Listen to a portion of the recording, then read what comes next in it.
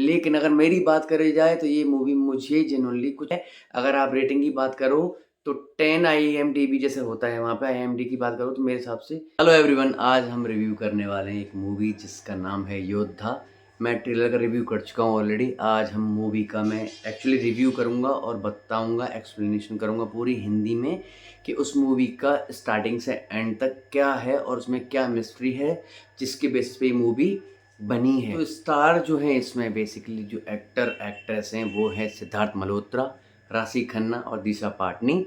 ठीक है, तो इसमें सिद्धार्थ मल्होत्रा जो होता है वो आर्मी में होता है, राशि जो होती है वो किसी प्राइम मिनिस्टर की वो पीए वगैरह जो होते हैं वो होती है इस केस में। और दूसरा दिशा पाटनी का बड़ा ही इंपॉर्टेंट रोल है, वो है कि वो होती है इसमें टेररिस्ट। ठीक है, तो स्टार्ट करते हैं इस मूवी का। कैसे ये स्टार्ट होती है? एक्चुअली जब सिद्धार्थ मल्होत्रा छोटा होता है तो उसके फादर जो हैं वो आर्मी में होते हैं और उसी टाइम पे उसके फादर जो है एक यूनिट स्टार्ट करते हैं, उसमें यूनिट का नाम होता है योद्धा।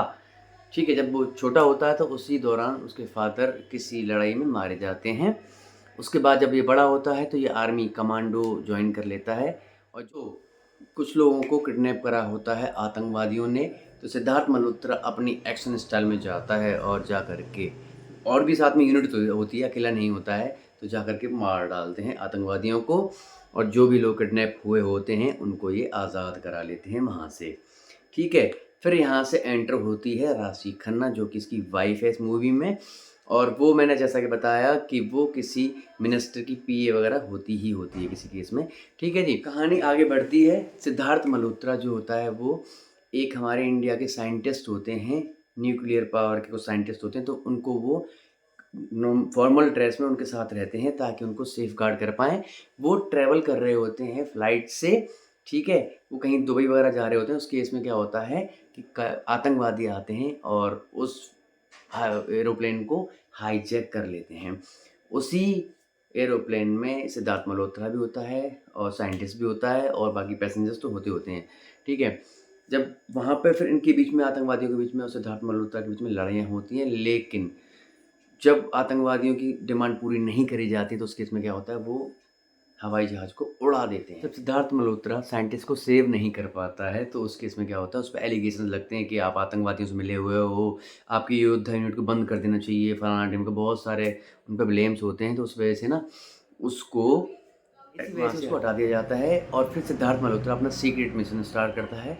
वो खुफिया एजेंसी से बातें करता है। उसके बाद उसको कहीं से इन्फॉर्मेशन आती है कि एक जो फ़्लाइट है उड़ने वाली है, उसमें कहीं न कहीं कोई आतंकवादियों का मिलना-जुलना है, उसमें है कोई न कोई कांड। तो उस केस में आती है दिशा पाटनी जो कि उसकी उसमें टेररिस्ट होती है।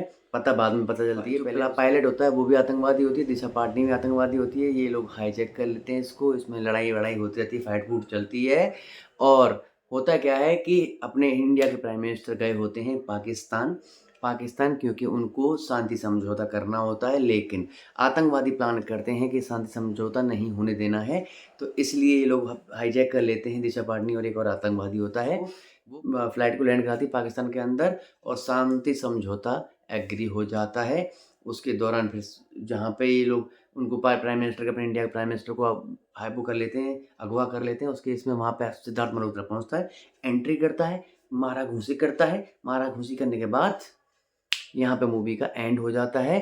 तो ये थी ओवरऑल मूवी। लेकिन अगर मेरी बात करी जाए तो ये मूवी मुझे जेन्युइनली कुछ ख़ास नहीं लगी है।